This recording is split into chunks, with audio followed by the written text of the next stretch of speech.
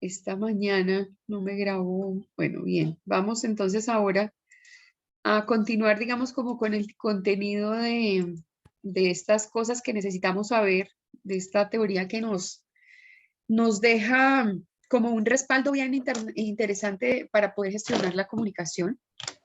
Ustedes me dirán si ya están viendo el Sí, PowerPoint, si ya ya se ve. cargó. ¿Ya está? Bueno, muy bien. Entonces vamos a hablar un poquito de libertad de prensa. Y en este tema de libertad de prensa, pues entonces vamos a tratar de identificar el tema de la definición. Entonces dice, la libertad de prensa es la existencia de garantías con las que los ciudadanos tengan el derecho de organizarse para dar la edición de medios pues para organizarse para la edición de medios de comunicación cuyos contenidos no estén controlados ni censurados por los poderes del Estado y que toda persona pueda publicar sus ideas libremente y sin censura previa. Esto quiere decir que desde antes de conocer el contenido de la información ya nos están diciendo que nos silenciemos y esto no puede llegar a ser. Entonces, en virtud de que a partir de la sentencia C087, donde se determina que la persona que trabaje en medios de comunicación pues no necesita de una licencia y no necesita de una licencia porque si nosotros le ponemos licencia al ejercicio, querría decir que de alguna forma estaríamos negando el artículo 20 y estaríamos negando todos los planteamientos que existen desde nuestro ordenamiento jurídico en cuanto a libertad de exportación, libertad de expresión, libertad de información, el derecho a informar y a ser informados. Entonces, ahí se deja la gran curiosidad de que muchas de las empresas periodísticas pertenecen a familias cuya formación exactamente no es el periodismo. El periodismo se lo suman al ejercicio de la política, se lo suman al ejercicio del derecho en la mayoría de los casos. Y los medios de comunicación en Colombia, cuando vimos en introducción a la comunicación, la prensa, la radio, la televisión, nos damos cuenta que los que estaban detrás de esos nombres que significaban prensa eran familias de tradición. Pensemos en la familia Santos, pensemos en la familia, eh, ¿cómo se llama? La del espectador, la familia Cano. Y así en cada ciudad. En Cali, pues, digamos en el Valle del Cauca, mucha gente de apellido Lloreda y ellos detentando medios de comunicación. En Bucaramanga, también, detrás de Vanguardia Liberal, hay una familia y ha habido una familia toda la vida y uno se va a mirar absolutamente todos los medios y uno encuentra cómo estas familias generalmente dedicadas a la política, a la economía, a una cantidad de disciplinas profesionales que no son necesariamente la prensa, son los que han fundado y creado los medios de comunicación. Ahora, la dimensión de la libertad de prensa va a que nos dejen trabajar, a que nos dejen decir, bueno, nos olvidamos, ya no tenemos licencia, perfecto. No tenemos licencia, pero necesitamos gestionar la información de manera libre, sin bloqueos. Entonces, ahí pues tenemos una definición muy clara, podemos ver también esto, libertad de prensa o libertad de los medios de comunicación es el principio de que la comunicación y la expresión a través de diversos medios, incluidos los medios impresos y los electrónicos, especialmente los materiales publicados, deben considerarse un derecho que se ejerza libremente. Es decir, yo voy a reportear y me voy en ejercicio de reportería sin posibilidad de que a mí me estén vulnerando el derecho. Cuando uno como estudiante trata de hacer prensa, trata de hacer reporteo, trata de ser reportero, trata de ir a distintas partes y le dicen a uno, bueno, acredítese como un medio. Hombre, pero ¿cómo me voy a acreditar con un medio? Ah, bueno, listo. Soy de la emisora de IUDC, pero por lo general le están pidiendo a uno el respaldo del medio y no debería ser así, porque cualquiera podría ir a hacer ejercicio de reportería. Cualquiera puede entrar al Congreso y estar presente en las sesiones que de alguna forma son, digamos, de libre acceso, donde uno puede verificar qué es lo que está pasando en las distintas salas, irse a parar allá y oír qué dicen y qué debaten y cómo se comportan. Ese ejercicio es muy bueno. ¿Ese ejercicio ya lo han hecho? de entrar a las sesiones y sentarse y mirar a ver de qué están conversando y todo eso, de qué están debatiendo, pues a veces se convierten en conversaciones, ¿no? ¿Sí no, no lo han No, hecho? yo Bueno, tampoco lo he hecho. hay que hacer.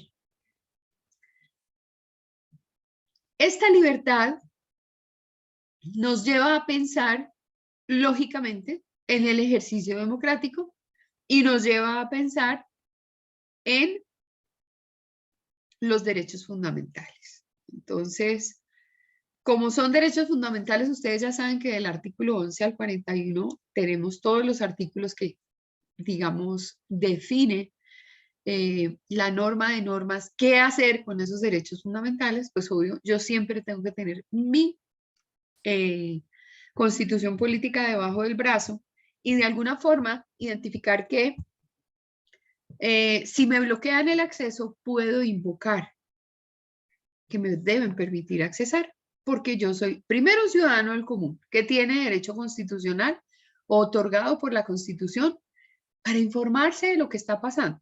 Si obviamente es libre la entrada y no genera ningún tipo de polémica ni nada de estas cosas, pues uno entra tranquilamente. Ahora, si le dicen, no, es que usted como prensa tiene que acreditarse previamente. Hay otras cosas que suceden. Por ejemplo, uno se va a la Plaza de Bolívar y en la parte central normalmente está ubicada la prensa. Allí se montan las cámaras y todo eso. Con el simple, con la simple acreditación de medio. Lo que pasa es que nosotros no tenemos específicamente como un carnet que nos acredite como prensa de la universidad. Eso podría llegar a pasar, que pudiéramos entregar un carnet de prensa. En ese carnet de prensa va acreditada la presencia de la persona identificada con número de cédula tal y le permiten a uno entrar a donde están los periodistas, acomodarse en un lugar especial, poder tomar fotografías, tener acceso cercano a todos aquellos que están formando parte de o de la protesta o de lo que ocurra del hecho noticioso. Muy bien. Miremos entonces qué dice el artículo 19 de la Declaración Universal de los Derechos Humanos de Naciones Unidas de 1948. Entonces dice, todo individuo tiene derecho a la libertad de opinión y de expresión. Este derecho incluye el de no ser molestado a causa de sus opiniones, el de investigar y recibir informaciones y opiniones y el de difundirlas sin limitación de fronteras por cualquier medio de expresión.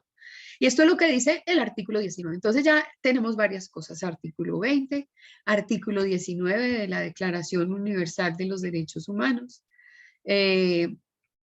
toda la ley 1712 de 2014, en fin, muy bien.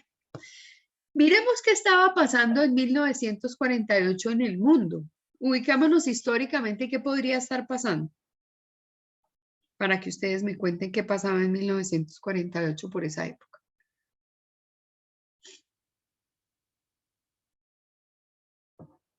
Entonces, en Google, ¿qué pasaba en el mundo en 1948?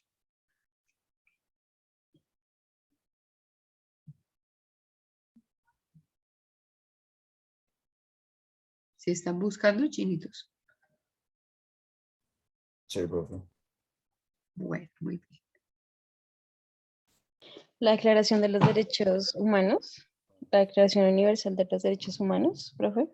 Sí, pero en el mundo, ¿qué estaba pasando? Eso es lo que tenemos acá en diapositiva. Pero ¿qué pasaba en el mundo en 1948? La Segunda Guerra, el fin de la Segunda Guerra Mundial. El Claro. Holocausto. Entonces, a ver si uno mira acá. Ubiquémonos históricamente, que ese es también otro ejercicio. Entonces,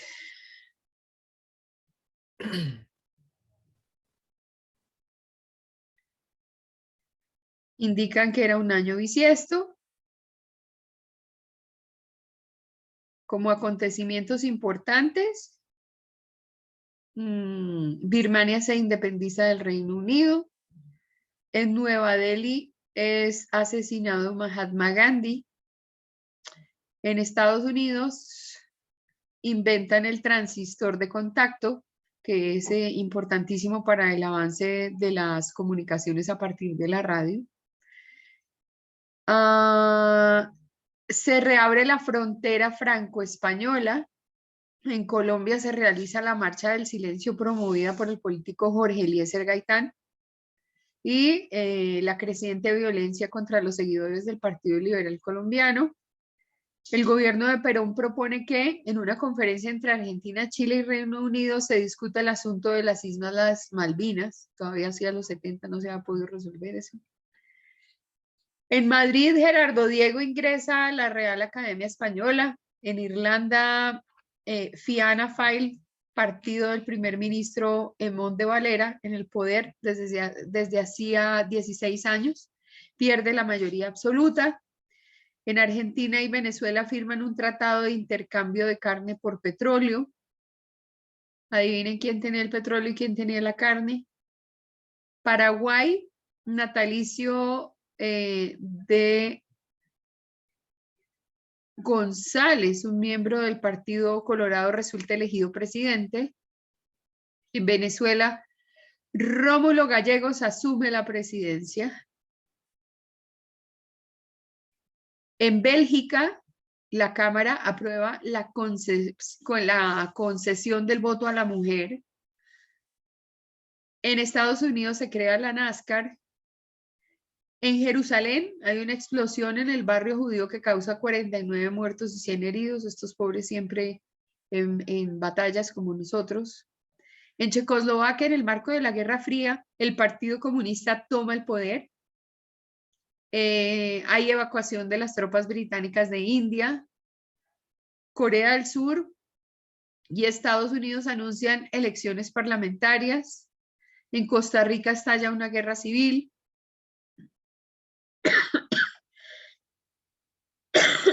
Disculpen.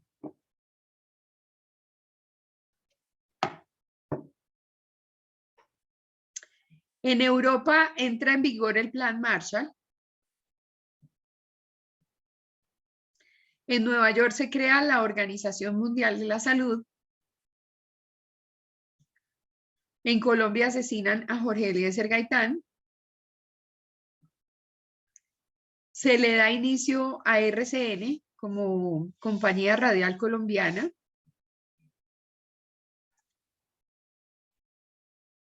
En Palestina hay una masacre que se llama Deir Yassin. Se crea la OCDE.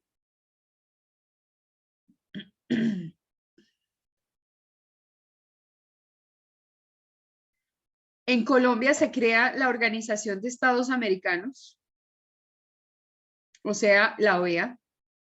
Es un año donde pasan muchas cosas y en general en esta época, y me tomo la molestia de buscarlo y de evidenciarlo, porque es que a partir de la finalización de la Segunda Guerra Mundial hay un movimiento tan grande en el mundo entero. Es una época de cambio, una época donde la gente empieza a tomar conciencia, donde obviamente surge Naciones Unidas para evitar que continuemos en guerra, para que de alguna manera salgan políticas de carácter económico a ayudar a los países que lo necesitaban. Pero es interesante ver qué estaba pasando en el mundo y ubicarnos, porque esto nos ayudaría a nosotros a tomar como conciencia de lo que ocurre. En este mismo año, por ejemplo, en Colombia se crea la compañía colombiana Caracol, que ustedes saben que obviamente es radio y televisión.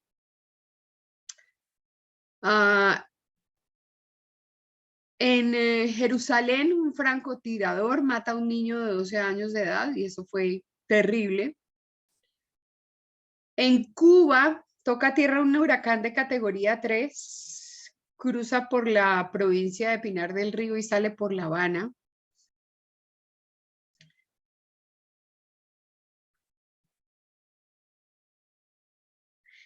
En Cúcuta se inaugura la radio de La Voz del Norte. Miren lo que está pasando en Colombia, creación de medios de comunicación a la lata. Y nosotros siempre llevando la contraria. Ahorita lo vamos a ver, porque mientras el mundo abre las puertas a la libertad de prensa, nosotros las cerramos, pero vamos a mirar ahorita qué era lo que estaba pasando.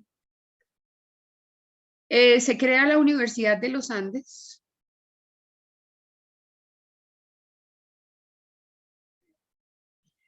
En la ONU se decreta la Declaración Universal de los Derechos Humanos y obviamente hay una serie de, digamos, situaciones que nos llevan a una época muy convulsionada.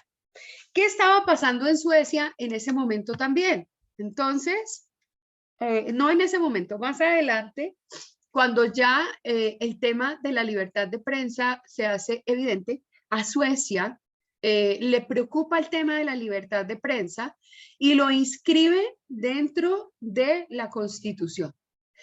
De otra forma, en Estados Unidos, en la primera enmienda, se realiza también toda la evidencia de libertad de prensa, para ellos de una manera muy anticipada, 1766 y 1791, hablando de libertad de prensa. Pero vamos a mirar un poquito qué es la definición de periodista. A mí me gustan las definiciones porque de esta manera nosotros podemos de alguna forma aterrizar los conceptos. Entonces dice, un periodista es la persona que se dedica laboralmente a ejercitar la libertad de expresión para su difusión a la sociedad por medio de las distintas plataformas de comunicación que existen, ya sea en la prensa escrita como en la documentación fotográfica, es decir, radio, otros medios, radio, televisión y medios digitales. Su trabajo consiste en investigar, descubrir temas de interés público, contrastarlos, sintetizarlos, jerarquizarlos y publicarlos bajo normas de estricta ética, donde se establece el concepto profesional del individuo, siempre considerando los derechos humanos como agente rector. Para ello, se recurre a fuentes periodísticas fiables y verificables y así elabora artículos que pueden tomar varias formas para su difusión, tanto oral, escrita o visual.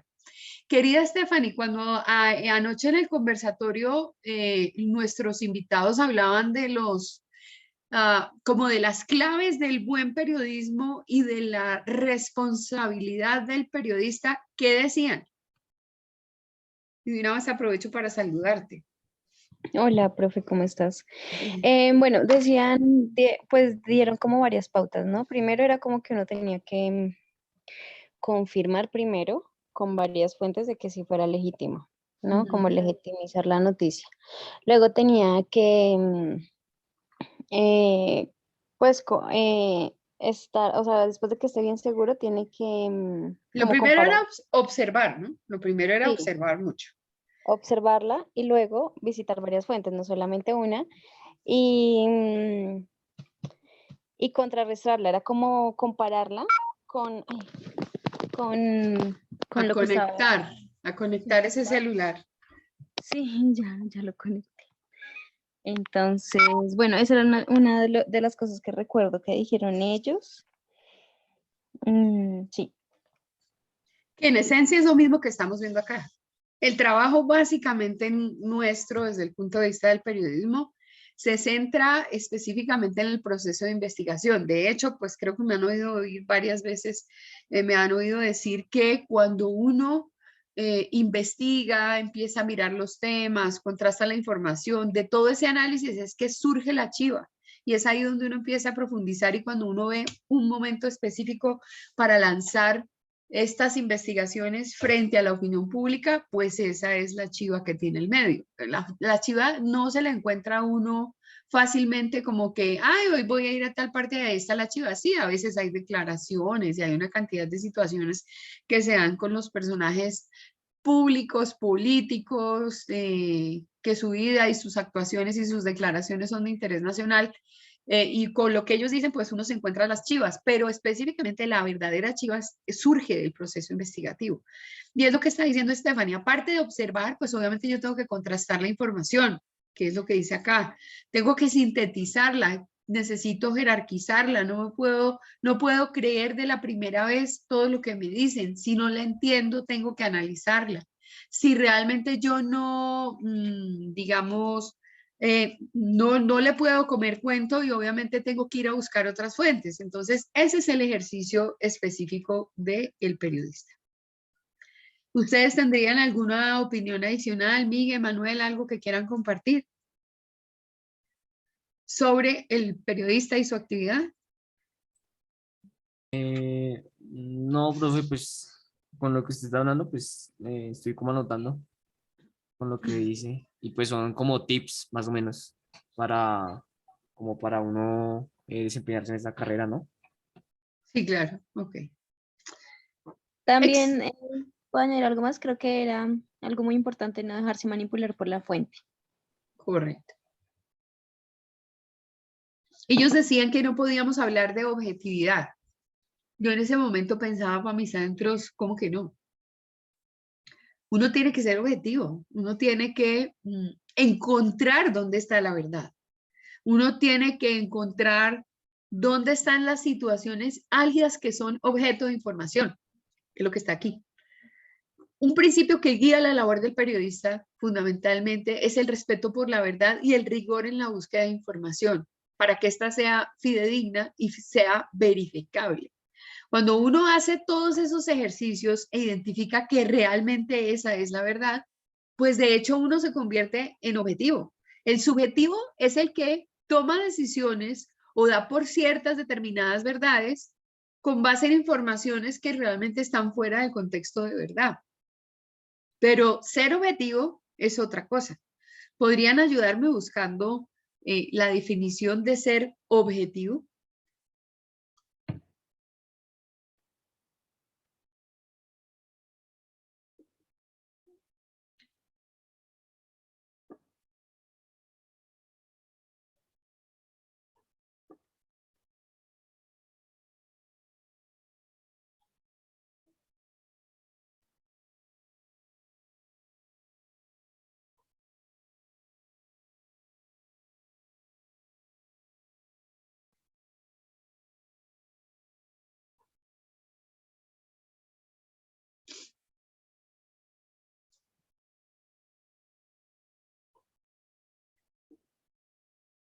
Bueno, que encontré una definición.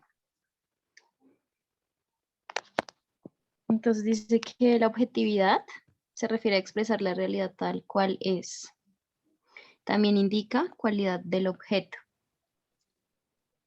Correcto. O sea, hacerlo más preciso en cuanto al objeto, que Sí, de alguna forma es decir las cosas tal cual como son. ¿Sí o no? dice la objetividad Yo solo tengo acá debe anotado. indicar aquello que es real, existente, es decir, es ser imparcial. Miguel, ¿qué decía? No, de que yo encontré una definición que dice, objetivo también es alguien que se expresa sin que su manera de pensar o sentir influyan en sus ideas u opiniones. Es una persona imparcial o desapasionada. Correcto. Imparcial. Esa objetividad es obviamente claro. Cuando uno, ¿cuál es la objetividad en la reportería? Que uno le toma entrevista, prácticamente declaración a todas las posibles personas involucradas en el hecho informativo, ¿sí o no? Porque si uno se carga solo hacia un lado de la verdad, pues uno ¿qué puede hacer? Pues básicamente ser subjetivo. Entonces, esa definición que trae a colación Miguel también es muy importante porque obviamente, es decir, no solamente decir las cosas tal cual como son, sino tratar de involucrar todos los factores y vectores posibles de esa mirada del hecho. Porque cuando uno ubica en la mitad de una plazoleta, por ejemplo, un objeto y las personas están ubicadas alrededor de ese objeto, pero a cierta distancia, depende del ángulo donde se vea el objeto que se dejó en la mitad de la plaza, así lo ve la persona. No es lo mismo verla, y no estoy hablando de política, desde la derecha o de la izquierda. No es lo mismo verla desde el sur, en la posición sur, que en la posición norte. Entonces, finalmente, eso es a lo que nos invita esta definición. Y aquí está, Stephanie, lo que decíamos anoche, lo que te decía anoche, que trascendentalmente dentro de los cambios que nosotros hemos tenido específicamente en el desarrollo de los medios de comunicación en medio de las actualizaciones tecnológicas, es que encontramos dos formas de hacer periodismo. Pues digamos que acá menciona tres, pero hay dos formas de hacer periodismo. Una es el periodismo tradicional, donde yo me preparo para ser periodista, donde estudio, donde hago ejercicios para buscar tener un muy buen cuerpo desde el punto de vista de la información. Y otra es el periodismo participativo, que es hoy en día con el que nos encontramos siempre, porque todo el mundo tiene un celular. Y Estefania anoche me decía, pero es que con este aparatico, todo el mundo desde cualquier parte está mencionando específicamente qué es lo que está ocurriendo en el lugar de los hechos y hace su propia reportería. Y nosotros, como medios de comunicación o como comunicadores, lo que tenemos que recoger es la voz de todos aquellos que vieron los hechos de alguna manera. A eso se le llama el periodismo ciudadano. De alguna forma está utilizado por los medios tradicionales hoy para dar un poco de mayor realismo y más participación y a su vez permitir que estas informaciones, estos videos, estos testimonios que sacan las personas, pues digamos como que agranda o llena de más detalles y de más realidad el hecho. Eso era lo que estábamos hablando anoche, ¿cierto, Stephanie? Sí, profesora, lo que estábamos hablando, que era, yo decía que si se llegaba a dar una guerra, nunca antes se había transmitido en vivo desde tantos, por así decirlo, periodistas naturales, ¿no? Bueno, una cosa diferentísima, la era digital. Sí, correcto, correcto, correcto. Bueno, acá creo que me voy a volver porque no sé por qué esto se saltó o fui yo la que lo saltó. Y necesariamente para hablar de libertad de prensa, para hablar de todo lo que libertad de expresión y de todo esto, necesariamente tenemos que hablar de la censura. La censura como definición indica, según la RAE, que es la intervención que practica el censor en el contenido o en la forma de una obra, atendiendo a razones ideológicas, morales y políticas. En un sentido amplio, se considera como supresión del material de comunicación que puede ser considerado ofensivo, dañino, inconveniente o innecesario para el gobierno o los medios de comunicación según lo determinado por un censor.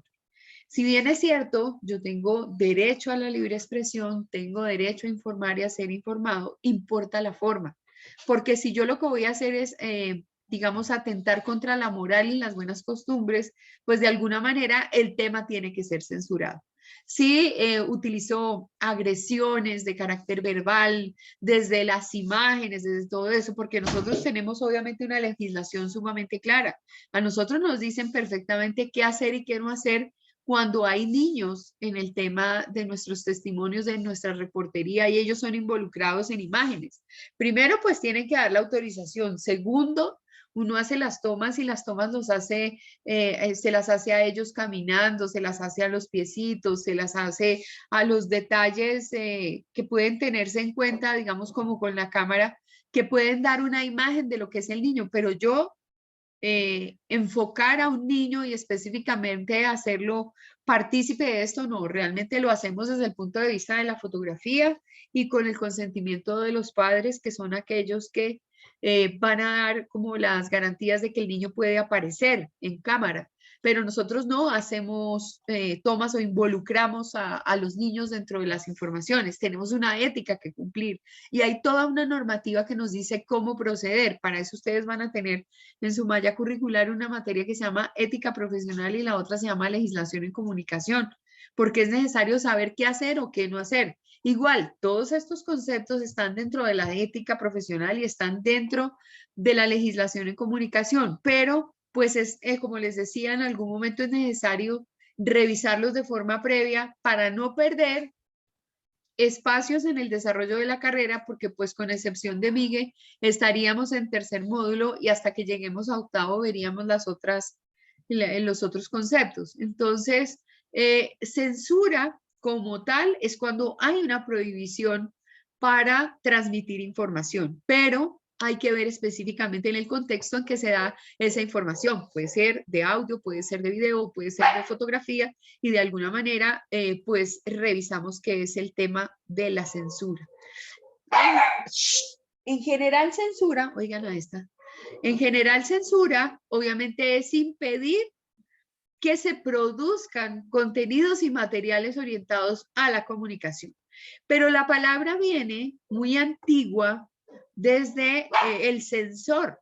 Podemos buscar, qué pena, Stephanie, tú me dices si pues, puede realmente identificar, ay no, perdón un segundo.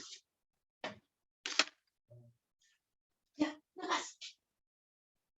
Allá. Chicos.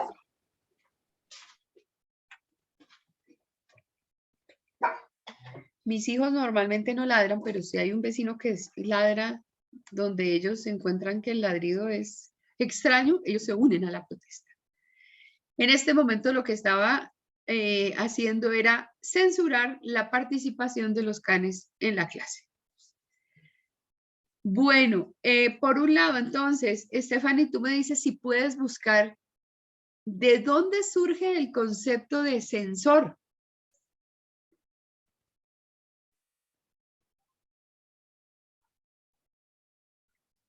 El de censura, ¿verdad? Ya estoy buscando. No, censor, como tal. ¿Cuál es la figura? Bueno, puedes buscarlo, censura, pero básicamente necesitamos encontrar el origen. ¿Desde cuándo se habla del censor? Que entre otras cosas, si quieres buscarlo para facilitar en el motor de búsqueda, puedes poner censor romano.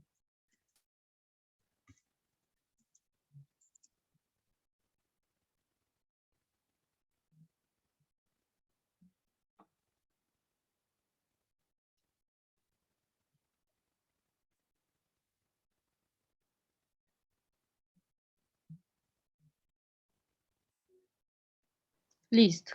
Bueno. Censor, voy a leer lo que me parece que en Wikipedia. Bueno, censor, Sí. como censor romano. Dices, un censor romano era un magistrado de la antigua Roma, a cuyo cargo estaba formar el censo de la ciudad y velar sobre las costumbres de los ciudadanos. Bueno, ese era el que censaba, pero también el que ejercía una serie de veedurías dentro del gobierno romano. Entonces, desde ahí es de donde surge el concepto de censura, que es también importante tenerlo. ¿Y dónde era el Imperio Romano? ¿En qué época? ¿Se ubican históricamente? Desde el siglo II a.C. Con el primero, con el primero hasta el quinto, que ya fue la caída del Imperio Romano. Entonces, ese es un periodo muy, muy importante para nosotros porque tiene una implicación específica también en el origen de nuestro derecho, porque nuestras raíces desde el punto de vista de lo civil y de todo el ordenamiento que pudo haber tenido la parte jurídica de Colombia, nuestro origen es netamente romano. Nuestros compañeros de derecho, de lo primero que estudian es del derecho romano.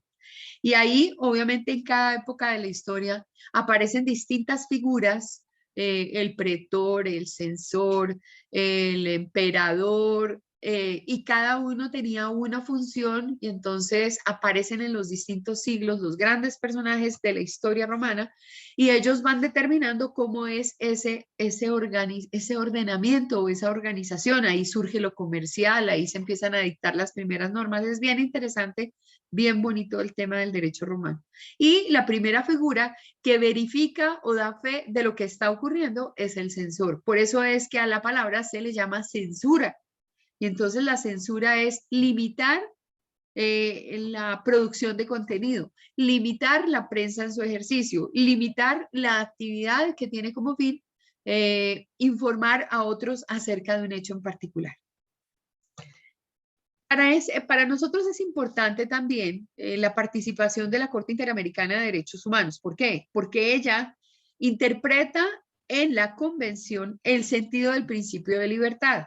Entonces, la Corte Interamericana de Derechos Humanos dice que aparte de que tener una libertad de prensa garantiza la democracia y el ejercicio democrático dentro de los países, se necesita también para que se creen medios de comunicación que estén permanentemente abiertos todos y sin discriminación, y que no haya individuos o grupos que estén excluidos del acceso a los medios. Esa es la primera condición de la Corte. La segunda, ciertas condiciones respecto de los medios de comunicación, de manera que en la práctica sean verdaderos instrumentos de libertad y no vehículos para la restricción. Entonces, ahí es cuando se habla de pluralidad de medios, de no prohibir el proceso de generación de contenido, de impedir de alguna manera que se creen monopolios, porque al crearse el monopolio y ese monopolio siendo de pronto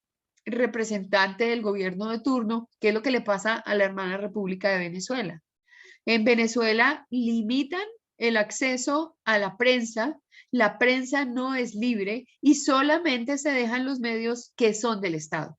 Y uno ahí sí no le cree a nadie, porque ¿a quién le va a creer a uno? Entonces, no, yo no sé si ustedes se acuerdan en la época del COVID. Presidente Maduro, y en Venezuela hay COVID. Nadie tiene COVID, ¿sí o no? Y todo el mundo, todo lo que le oía, o sea, todo lo que uno le oye, todo es mentira.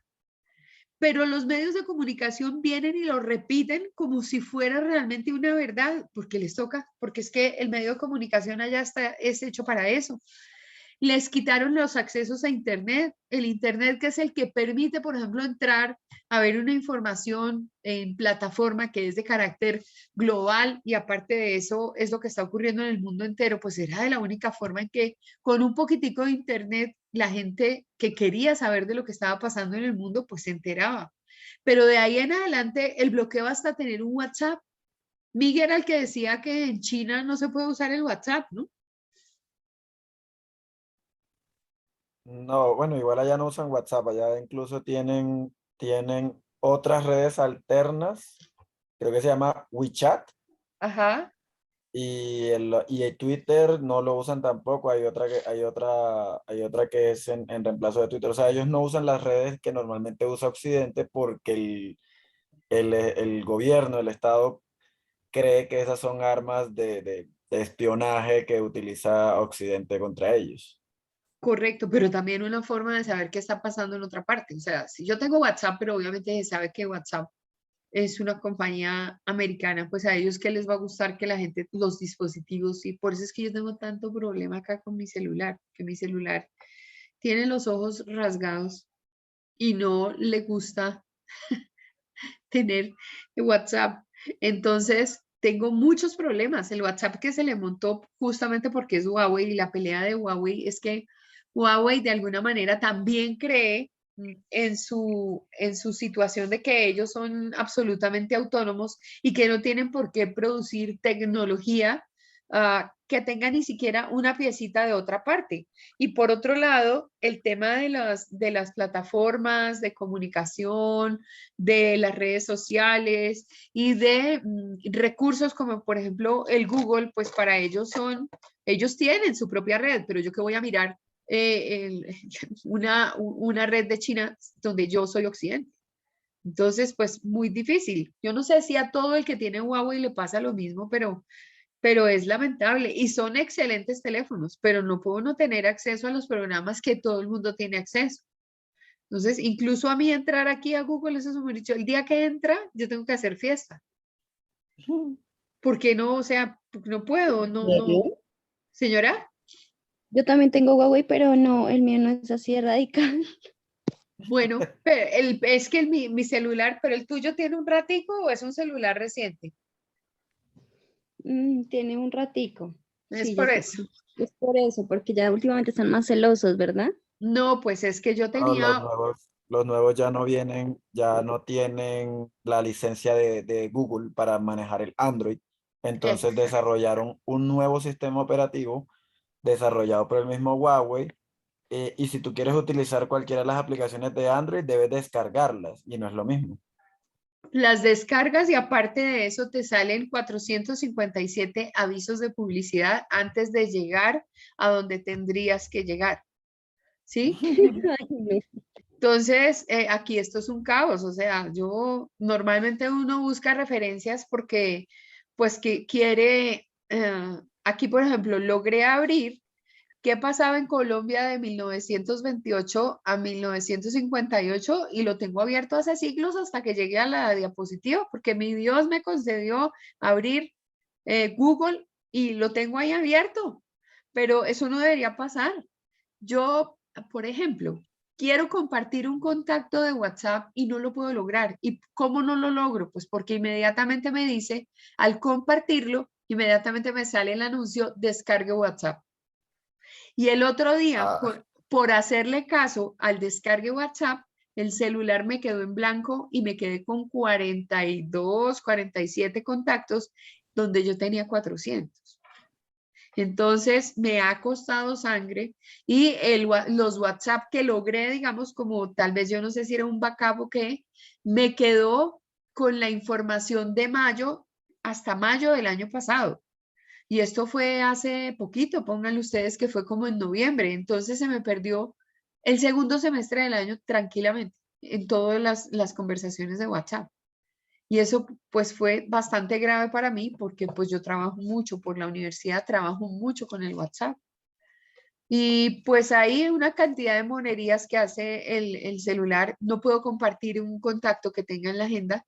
Me toca sacarle foto al contacto y mandarlo y decirle a la persona, oye, pues inclúyela dentro de tus contactos, pero no se lo puedo enviar como contacto. Con la qué, posibilidad mira, mételo a la agenda así como contacto nuevo. Señor, qué loco. ¿que dónde lo voy a ir a votar? Sería la pregunta. Y es hasta bonito porque es chévere. El celularcito este es hasta divertido. Tiene buen tamaño, el volumen de la música acá y de lo que uno ponga es buenísimo, el micrófono súper bueno. Tiene 4 cámaras, ¿sí las están viendo? Para mí, ¿y yo qué hago con 4 cámaras? Yo realmente no hago, yo hago cero reportería con mi teléfono, hago cero producción de contenido a partir del celular. Qué terrible. Y pero hay una forma de restaurar, ¿ya intentas restaurar las conversaciones de WhatsApp? Creo que no se pudieron y ya me resigné. Pero en este momento sí tengo un problema, estoy o le doy archivo vertical, pero es que tengo que mirar a ver porque no podría por el costo, pero hay un paisano que parece que sabe bastante y me dijo que no lo botara, que él podía ayudarme a que el celular funcionara de una manera lógica, ¿sí? Aparte de que está saturado al 100, o sea, tiene una memoria interna ya llena y la otra está colapsando, entonces cada rato me dice que tiene problemas de memoria. No, no, no. Yo Dicho, creo que en realidad viene por ese lado, prof. Porque en serio los teléfonos se vuelven hiper mega locos cuando tienen la memoria llena. O sea, créame que todos los problemas de un teléfono provienen de una memoria llena. pero sí, sin embargo, le cambié a una memoria desocupada y sigue igualito. No, pero no tiene nada que ver. Lo que tiene que estar desocupado no es la memoria externa, sino la interna, la que viene con el teléfono. Esa es la que tiene que tener espacio. La Claro. otra puede estar desocupada completamente, pero no infiere en el funcionamiento del teléfono para nada. Bueno, eso que me dices de pronto, el muchacho que lo vea puede ayudar un poco, porque la idea era pasarle a esa memoria desocupada parte de lo que tiene en la memoria interna del celular, pero obviamente eso yo no lo hago porque pues corro riesgos, ¿sí me entiendes? Yo prefiero zapatero a tus zapatos. Entonces, que venga él y que haga las operaciones del caso, para mí el celular es fundamental. por la interacción con ustedes, por la interacción de mi trabajo y tengo pues obviamente muchas cosas y pues sí, está colapsado, pero también tiene sus problemitas, porque el tema de la publicidad, ¿de dónde crees tú que sale? O sea, hay Eso, que, eso, profe, viene, y eso sí lo sé porque tengo un Xiaomi en este momento. Muy buen teléfono, eso sí. Pero me tocó, yo todo lo hago por tutoriales. Y me tocó buscar varios tutoriales porque no fue fácil para deshabilitarle los anuncios porque Xiaomi también es una marca china. Y eso que me está contando es exactamente igual lo que me pasaba a mí al principio. Eso era anuncios por cualquier cosa. O sea, todas las aplicaciones me botaban anuncios y anuncios por cantidad, pero sí hay formas de desactivárselos. Lo que pasa es que es complicado porque ellos viven de eso. Ellos venden sus claro, anuncios, su publicidad. y Pero sí se puede. juegos, y Y juegos. juegos. Pero sí se Uno- puede, profe. Imagínate uno, a mí me llama el señor Isaac y yo tengo una información en WhatsApp y de aquí a que yo llego a la información de WhatsApp, me toca decirle, qué pena, señor Isaac, en 2 minutos le devuelvo la llamada porque no puedo hablar y ver al mismo tiempo por un problema del celular. Porque mientras yo entro a WhatsApp, o sea, claro, yo lo pongo en el speakerphone y paso a WhatsApp y ahí me sale el comercial. Y entonces me sale el comercial y quito el comercial y me sale el juego. Y todos son en 5, en 4, en 3, en 2, en 1. Y ahí sí, imagínense uno con esta rapidez con la que tienen que acceder Correcto, a todo. también puede ser, porque eso pasa mucho. Cuando uno navega en Google o algo y busca cosas, a veces salen anuncios que dicen como, bueno, para seguir tiene que permitir las notificaciones. Eso trae demasiado Sí, anuncio al teléfono y también se pueden desactivar. sí, sí, también puede ser eso. Bueno, yo es cuando, eso lo hago es desde el computador. También con el No, computador me tocó hacer porque cada rato eran todos los anuncios, cada rato saltaban las ventanas emergentes de él, sobre todo de los medios, porque uno cada rato le manda noticias de todos y está uno ahí en clase y es clean, clean, clean, es increíble. Ahorita las tengo todas deshabilitadas. sí, a mí me pasa nada más con el medio para donde trabajo, porque pues se Sí, me dio como, pues tengo que estar pendiente, pero se torna molesto, o sea, es como ya basta. sí. Profe, si la otra semana no se lo han arreglado, pues me dice y cuando estemos en el salón yo le puedo ayudar a revisarle el Ah, bueno, teléfono. Miguel, maravilloso. Gracias, gracias, gracias, gracias. Bueno, luego de esta pausa activa, entonces, recordemos que la Corte Interamericana nos da a nosotros esas garantías y es muy importante porque ahí está toda la defensa de los derechos humanos. Bueno, libertad de prensa, existencia de garantías con las que los ciudadanos tengan derecho a organizarse. Por otro lado, libertad de prensa, ejercer libremente el ejercicio. Libertad de prensa, incluir el artículo 19 de la Declaración Universal de los Derechos Humanos como garantía de todo lo que nosotros necesitamos hacer desde el punto de vista profesional. Recordar que países tan antiguos como Suecia, que en este momento creo que Suecia y Finlandia son los que están en problemados porque los van a meter dentro del conflicto este de Ucrania, qué vaina tan complicada. Eh, Hablan de libertad de prensa muy temprano, año 1766 para Suecia y 1791 en Estados Unidos, incluyendo artículos que hablen sobre la libertad de prensa.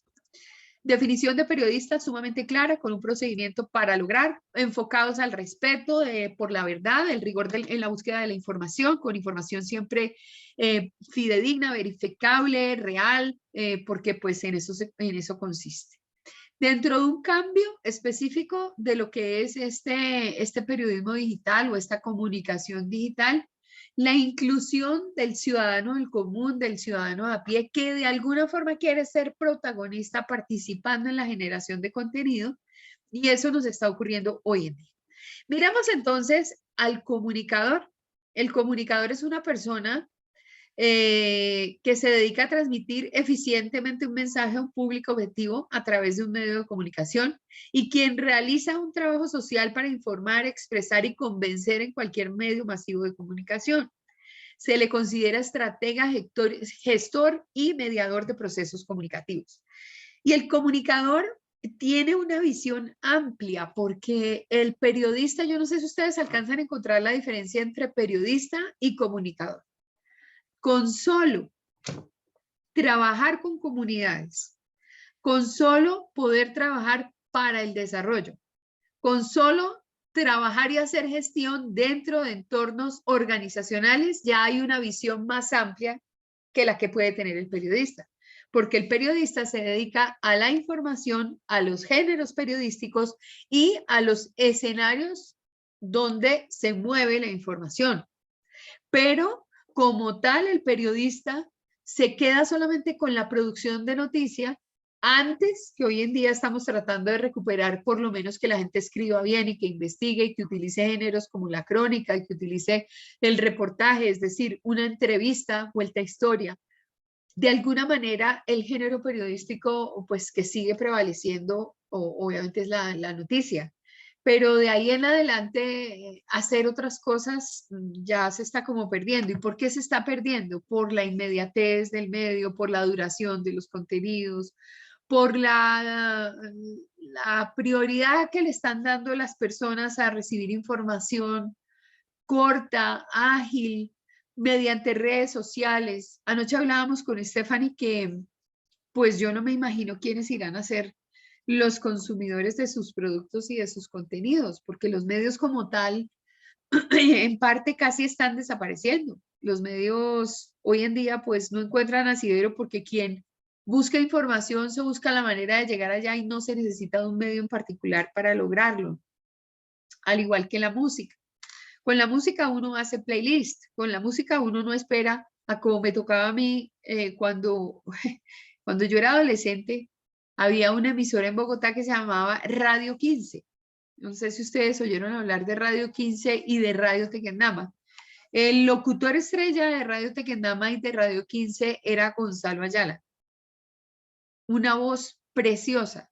Y ellos ponían las 15 de la semana y dejaban una cantidad de música todo el tiempo, y cuando uno se suscribía a la emisora era muy simpático porque en un volante como este, por ejemplo, lo que hacían era ponerle a uno el artista, la letra de la canción y se la mandaban a uno a la casa por correo con publicidad de la emisora, le decían el número del dial y a uno le llegaba la letra de la canción. Entonces, como pues en mi época de adolescente, pues yo vivía pendiente de lo que hacían Mocedades, Trigo Limpio, Sergio y Estíbaliz, que era como mi referente.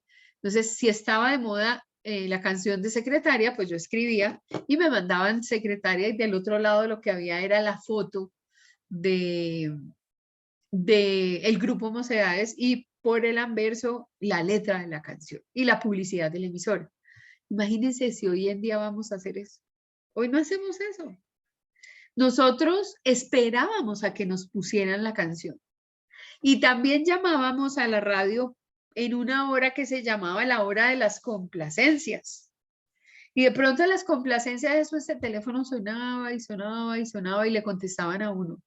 Entonces, Radio Tequendama, por favor, es para que me pongan Eres tú de Mocedades. Gracias, ¡pum! Y colgaban. Y al cabo de 3 canciones salía Eres tú. Era una cosa muy divertida, pero uno llamaba desde el negrito. ¿Ah? ¿Era con Marino Recio? ¿Señora? ¿Era con Marino Recio? No, no. Yo no me acuerdo la verdad. O sea, yo sé que el locutor estrella de Radio Tequendama era, no, Marino no, era Gonzalo Ayala. Pero eso era lo que pasaba y le contaban a uno la vida, digamos, como de los artistas y si tenían publicidad y todo lo que ustedes quieran, pero uno hacía el playlist desde la emisora. Hoy ustedes no necesitan eso, ustedes con un Spotify o con el enlace a estas emisoras que hay en internet, simplemente seleccionan el género y ahí les llega todo una. ¿Cómo han cambiado los años? Las cosas, el tiempo las ha modificado. Las cosas han cambiado con los años. Nosotros vivíamos un tema muy romántico. Hoy en día todo es así como medio flash. Entonces, bien simpática la situación. Volviendo entonces a la definición de estas historias de Radio Tequendama y eso, ¿las conocían? ¿Cómo funcionaba antes? Sí, mi mamá me contaba algo de eso. Más o Bueno, menos, sí. en medio de todo, Tropicana siguen las mismas. Tropicana, yo lo que la oigo, siguen las mismas. Hay otra que siguen las mismas y es, ¿cómo se llama? Ay, ahora la de William Vinasco, que también es de música tropical, pero viejita. Candela. ¿Candela? Candela. Sí, Candela. Candela, Candela, Candela. Sí, ya. Ya me Solo acuerdo. éxito. Ajá, exactamente. Entonces, pues ese es un esquema antiguo, antiguito. Tropicana es que ahí con ese cuento del sueldazo y del regalo y del no sé qué, pues claro, tienen a la gente ahí pegada y pues quién no, ¿no? Yo he oído que se ganó 4 millones, yo quisiera ir a ver si se los dan, de verdad. Pero, y si la gente es de verdad, pero específicamente sí, pues digamos son esquemas antiguos. Más allá de una definición políticamente correcta, un comunicador suele ser un difusión de opinión pública y alguien que ayuda a establecer la agenda. Y entonces, este genio no exagera, no tergiversa, no miente, genera corrientes de credibilidad y actúa con honestidad. Pero si yo les digo que en la comunicación organizacional, el comunicador, por ejemplo, no habla de lo que no le conviene, ¿ustedes qué pueden decir? ¿Que miente?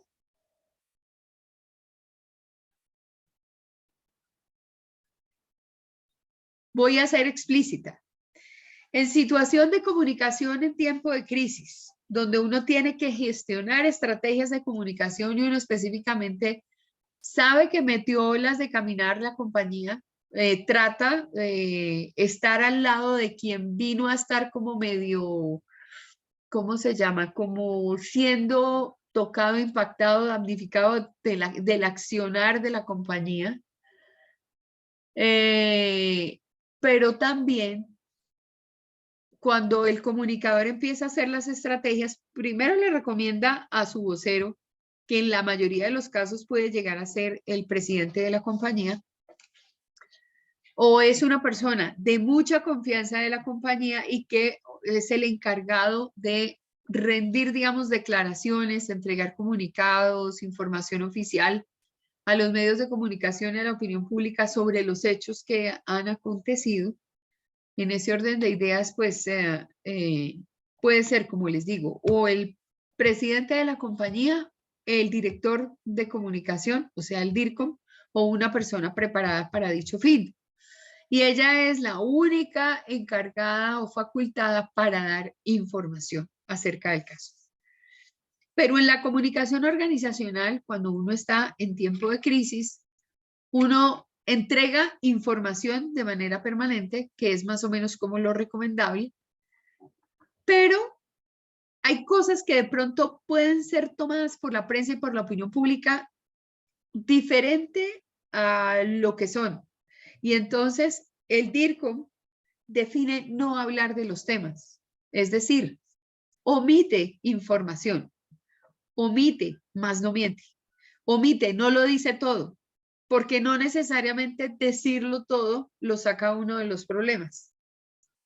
Entonces, ¿qué opinan ustedes de ese comportamiento que puede, pues que puede no, que tiene el comunicador organizacional, sobre todo en tiempo de crisis? Eh,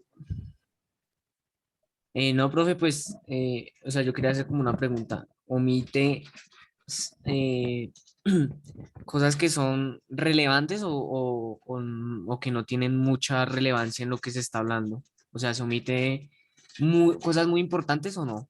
O cómo es, profe.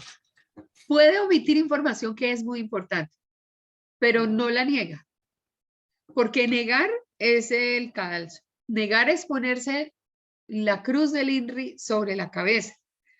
Voy a ser un poquito explícita. Por ejemplo, uno de los casos sonados de crisis reputacional fue el de Johnson y Johnson con Tylenol en 1982.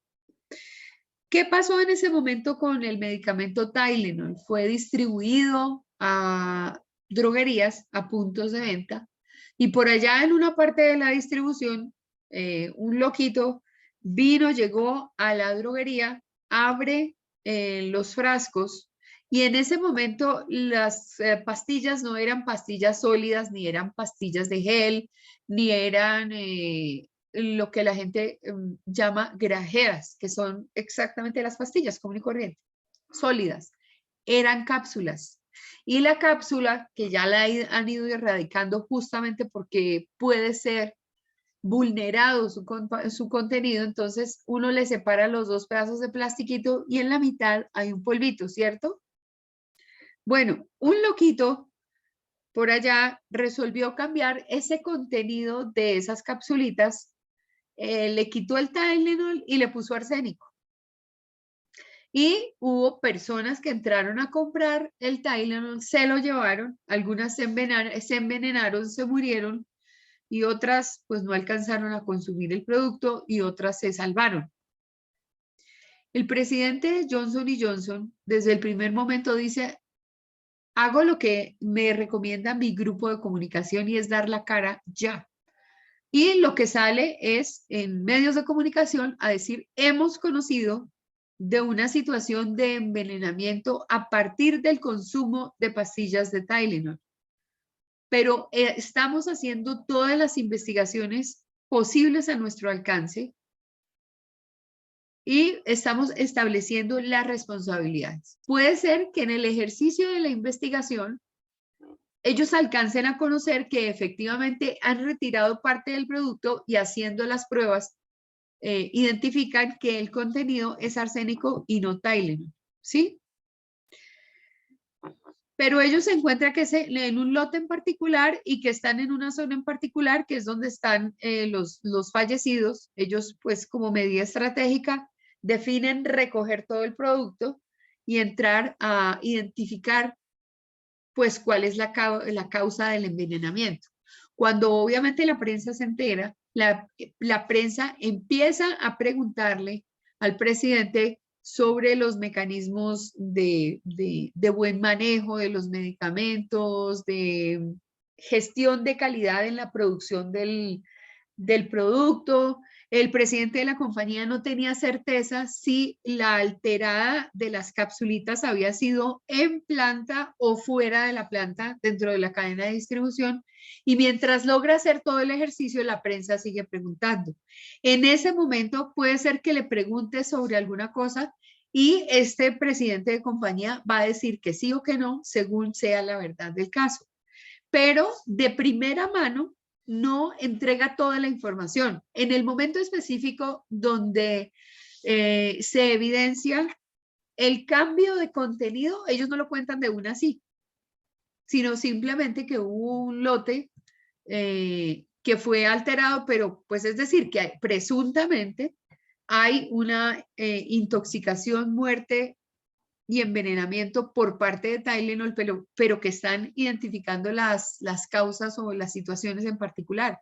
En ese momento uno no cuenta toda la información que tiene. No deja de comunicar, porque al dejar de comunicar inmediatamente se genera la crisis. Pero dentro de la comunicación no incluye todo lo que sabe. Entonces, ¿qué conclusión podríamos sacar de esa situación, querido Emanuel? ¿Que es información álgida o no es álgida? Uy, profe, me corchó porque no sé qué es álgido. Qué pena, profe. Muy importante. Sí. Definitiva. No, pues sí, es muy, o sea, sí es una información muy álgida lo que me dijo, profe. Pero no, profe. Pero la calla, la silencia, no la Sí, dice. o sea, con lo que me dijo de que no lo niega, pero sí como que omite ciertas cosas. Y eso sí, a veces se ve, ¿no? Y a veces hay cosas que son muy claras, ¿no, profe? Que se ven en los medios. Sí, así es. Así es. No, pues, profe, Otro caso en particular donde la persona que no era comunicadora se dedica a contar toda la historia. Yo creo que Miguel ya me ha oído las historias porque estas historias salen a veces como reflejo justamente de esta situación donde uno entiende en qué consiste este actuar desde la verdad y el ejercicio y el papel del profesional. En Argentina hubo un caso también crítico con Starbucks y ustedes saben que en Argentina digamos, la tendencia no es estar con productos que provengan de Estados Unidos, primero por la distancia, lo segundo por la convicción. El argentino es más cercano a Europa, es más cercano a Alemania y a Italia, porque sus ancestros, justo cuando emigraron de Europa por la guerra y llegan a Argentina, provienen de ese par de países y por eso es que los argentinos tienen tanto apellido raro, o muy italiano o muy alemán, junto con los de la región, pero ellos no miran fácilmente a Estados Unidos.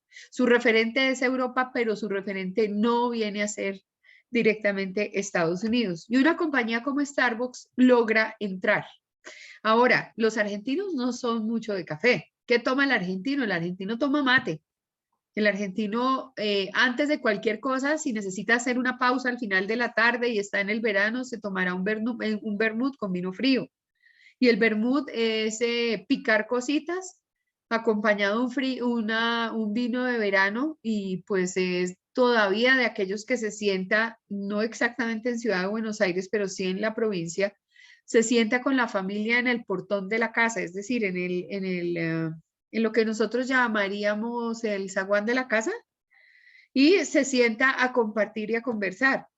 Y entra Starbucks y tiene a su cabeza un señor presidente que, entre otras cosas, nunca se asesoró de un comunicador para una situación que le llegue. Entonces, en su situación económica, esto es año 2012, más o menos, ellos tienen cierto bloqueo a las importaciones. Y ustedes saben que una compañía como Starbucks, todos los productos, digamos, los insumos a nivel de empaque y de vasos y de todas esas cosas, provienen específicamente de la franquicia como tal. Y sirven en vasos no hechos con fabricación nacional, sino con fabricación en Estados Unidos, y a uno le llegan las servilletas, los vasos, los palitos, las cucharas, los platos, los acompañamientos, los protocolos, todos son determinados por Starbucks y así sucesivamente. Pero a ellos se les acaba un tamaño de vaso que es el corriente, más o menos como este vasito chiquito. Es el vasito mediano que podría llegar a estar en cualquier Juan Valdés. Se les acaba y en una tienda en particular, en lugar de usar, obviamente, el vaso que provenía de Starbucks, utilizan vasos de fabricación nacional. Y empieza a generarse todo un problema por las declaraciones del presidente. Y las declaraciones del presidente es que empieza por redes sociales a pedir disculpas porque en este momento se les agotaron los vasos que más utilizan, que son los medianos, y eso hace que ellos utilicen vasos de fabricación nacional. Y como es el argentino, y como es él en su, digamos, como en su forma de ser tirano desde los medios de comunicación, los periodistas son, con el estilo que los hemos conocido desde el punto de vista deportivo, son ácidos, son directos, son agresivos, empiezan a criticar al presidente.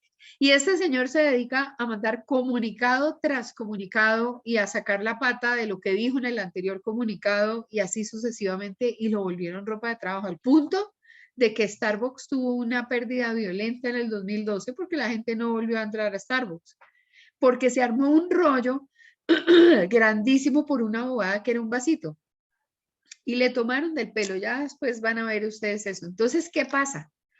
Unas veces es por hablar mucho y otras veces por omitir información. Y ahí es donde uno como estratega, por eso es que aquí dice que la función, voy a volverme, La función es ser estratega, gestor y mediador de procesos comunicativos. Entonces, nuestra visión es mucho más amplia. Ser estratega, desarrollar las habilidades o condiciones de una estratega tiene muchas más posibilidades de profundizar, porque uno, por ejemplo, está desde el pensamiento complejo y no desde el pensamiento lineal.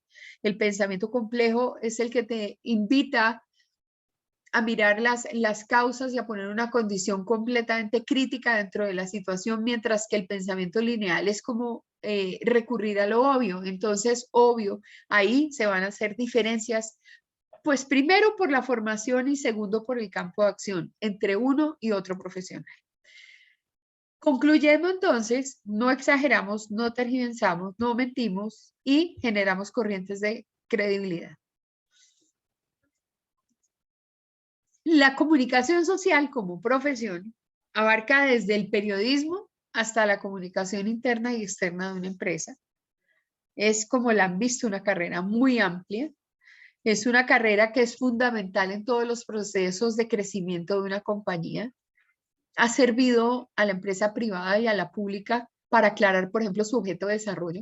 En una simple asignatura como talento humano y clima organizacional, analizamos lo que es una evaluación de desempeño y cómo para llegar a la evaluación de desempeño antes tenemos que, dentro de la organización, definir muy bien a quién es a la persona que estamos contratando, y nos devolvemos otro poquito más y encontramos que obviamente hay unas claves para que esas hojas de vida lleguen con un determinado acierto al grupo de personas que son las que van a hacer la selección de personal, y que debe haber una coherencia absoluta entre el requerimiento del cargo y el perfil de la persona, y que si hoy en día tenemos nuestra hoja de vida, lo primero que tenemos que hacer es redactar un muy buen perfil, pero el perfil se redacta con las competencias que tengo, no con las que no tengo. Y ahí sucesivamente el comunicador entra a hacer una serie de análisis y participaciones para lograr los escenarios ideales de las empresas y la construcción de un clima organizacional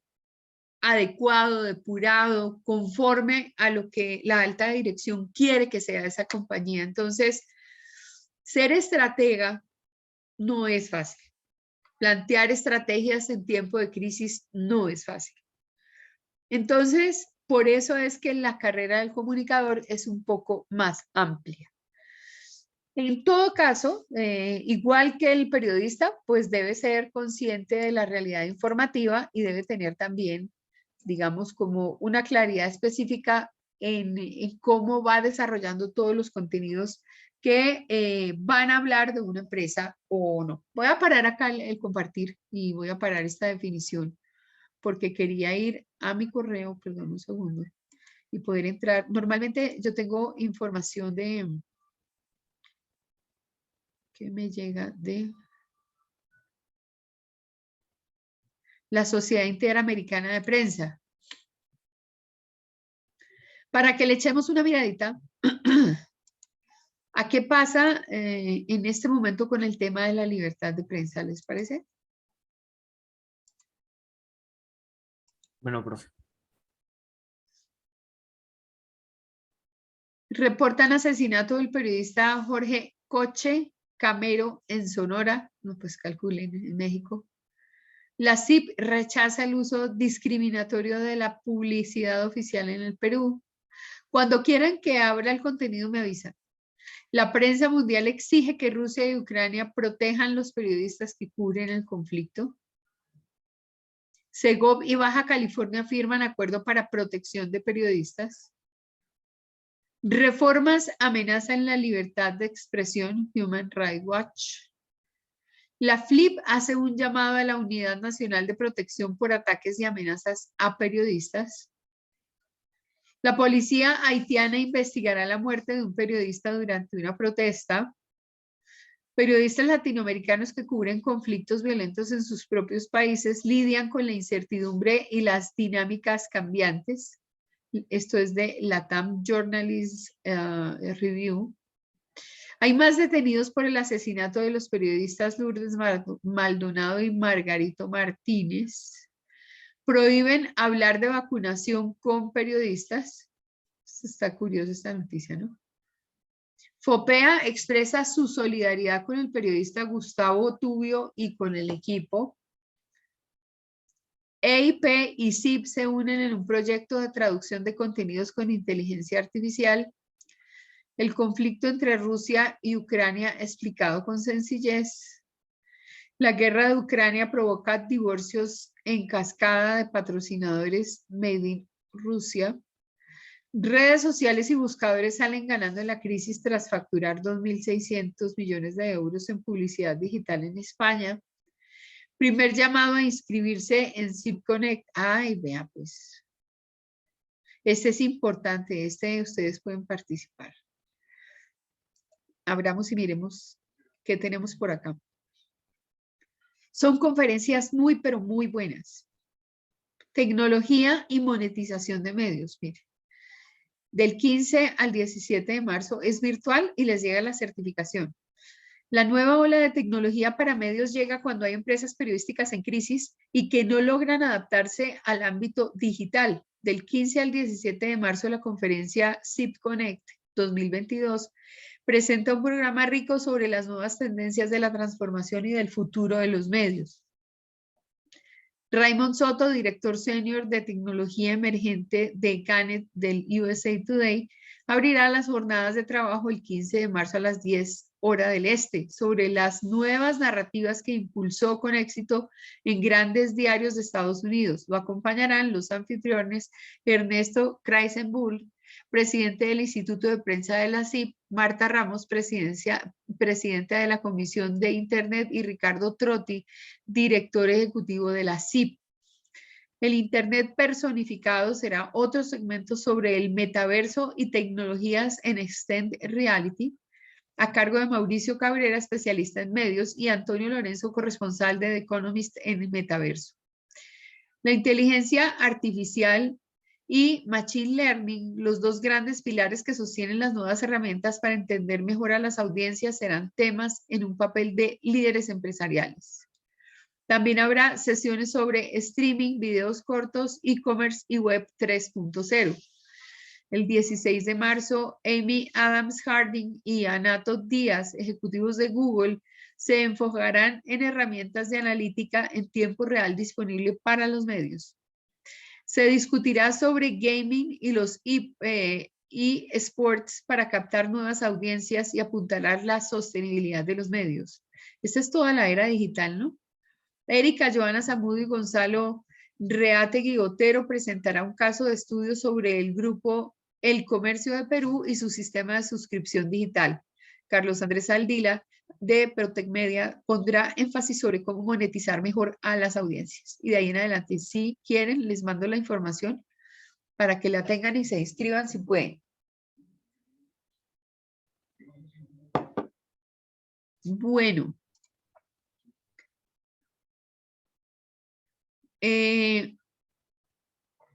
Cada vez que hay un correo de American Press Association, de la Sociedad Interamericana de Prensa, ve uno las continuas violaciones a los periodistas. Yo tengo, o sea, a mí me escriben prácticamente casi todo el tiempo. Este es el 24 de febrero. Este no lo abrí.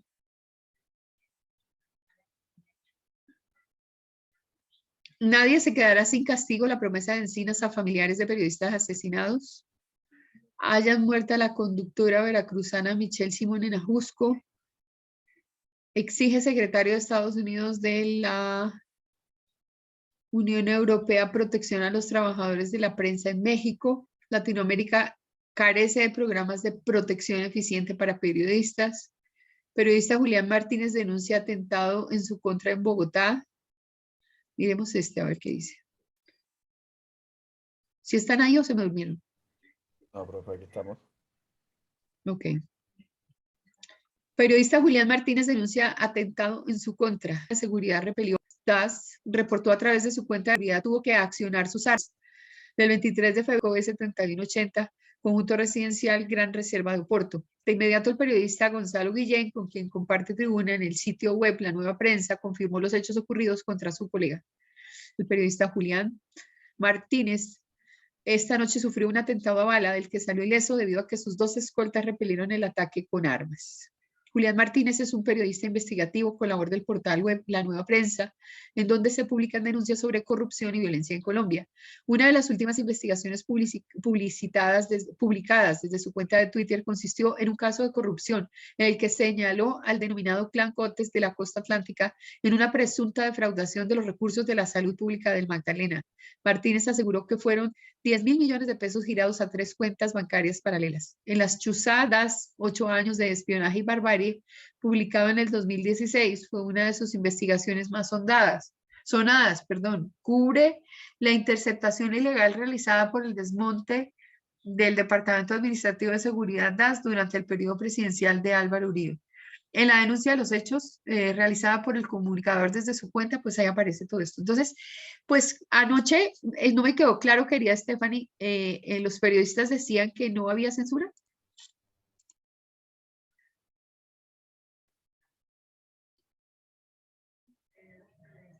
Stephanie se me fue a dormir. Stephanie se durmió. Sí, yo creo que Stephanie se durmió. Básicamente, sí, creo que se nos fue a roncar. Básicamente yo creo que... Aquí estoy. ¡Ay! ¿Qué pasó? Anoche estaban diciendo específicamente que, pues, que no había censura, ¿cierto?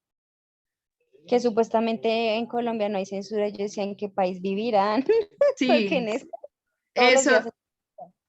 eso lo comentamos con Stephanie anoche. Y cuando uno se pega a la Sociedad Interamericana de Prensa o se pega a las noticias de la FLIP todos los días que ustedes pueden pedir, que los incluyan en esas noticias que mandan todos los días, ustedes van a ver la cantidad de atentados contra periodistas, pero en toda Latinoamérica y en el mundo entero. O sea, es una de las profesiones que, digamos, cuando uno se compromete con esa verdad de la que estamos hablando hoy, con ese compromiso con la sociedad, con ese apellido desde la comunicación social, pues queda como complicado. Entonces, pues ahí les dejo muchas formas de analizar las profesiones, un concepto como el de la censura y adicionalmente la gestión del periodista y la del comunicador. ¿Alguna pregunta, algo que quieran saber, manejar, tener en cuenta? No, profe, sin preguntas. No, Gracias. pues tampoco Por por mi ahora, lado, profe. todo claro. Bueno, muy bien. El último comentario específicamente lo dejo a este tema. Mientras en el mundo entero nosotros en 1948 andábamos con estos temas de libertad de prensa, para Colombia no fue así. Para Colombia fue un año muy complejo y el año, digamos, los años venideros a partir del 48, pues estuvieron enmarcados dentro de la violencia pura que pudo haber en Colombia. Entonces, aquí solamente les voy a leer este fragmento. La violencia es la denominación del periodo histórico en Colombia entre 1948 y 1958, en el cual se presentaron confrontaciones armadas entre los partidarios del Partido Liberal y los del Partido Conservador, que, sin haberse declarado una guerra civil, se caracterizaron por ser extremadamente violentos, con asesinatos, agresiones, persecuciones, masacres de destrucción de la propiedad privada, el terrorismo y por una afiliación política. El conflicto de la violencia llegó a acentuarse con el asesinato del líder liberal Jorge Eliezer Gaitán. Ya lo habíamos visto que en el 48, pues el 9 de abril es el atentado contra él. Su muerte activó una fuerte revuelta que tiene su nombre identificado por todos como el Bogotazo. En este periodo, varios personajes y grupos de ambos bandos enfrentados, los conservadores conocidos como los chulavitas, sus primeros miembros eran originarios de Boyacá, los pájaros del Valle del Cauca y las guerrillas de paz. Se hicieron famosos por sus acciones atroces y los liberales conocidos como los cachiporros, organizados en las guerrillas liberales, generaron el conflicto que causó entre 113.000 y 300.000 muertes y una migración forzosa de más de 2 millones de personas, equivalente casi a la quinta parte de la población total de Colombia, que eran aproximadamente 11 millones de personas por esa época. Entonces, vuelvo a decirles, los conservadores tenían fuerzas militares y guerrillas de paz que se llamaban paramilitares conservadores, y también los liberales tenían guerrillas liberales. A los conservadores se les llamaban los pájaros y los chulavitas, y a los liberales se les llamaban los cachiporros. En un término general de delincuencia común se les llamaba bandoleros. Fuera de eso, también surge por esa época el Partido Comunista Colombiano, y ahí empieza el tema de las autodefensas campesinas que se llamaban los comunes. ¿Quiénes fueron presidentes desde el 46 hasta el 58 más o menos? Entonces, salimos con el presidente Mariano Ospina Pérez, el presidente Laureano Gómez, el presidente Roberto Urdaneta, con un periodo ahí también en la mitad de Eduardo Santos, Guillermo León Valencia, Alberto Lleras Camargo y Darío Chandía.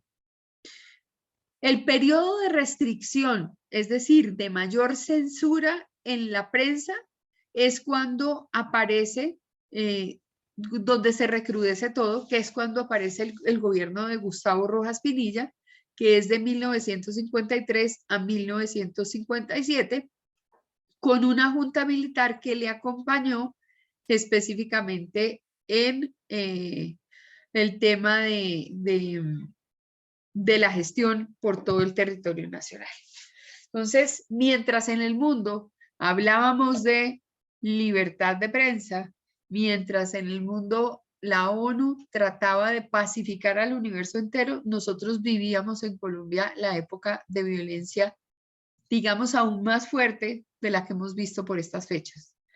Era todo a raíz de la política, pero recrudecida porque obviamente no había Human Rights Watch que se la pasara mirando a ver si sí había fallecimientos y muertes atroces, y pues aquí pasaba lo que pasaba. ¿Algún comentario, algo que quieran dejar, que quieran compartir?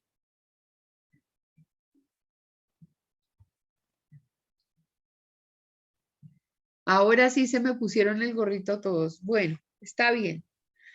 Entonces, no, dizque todos allá. No.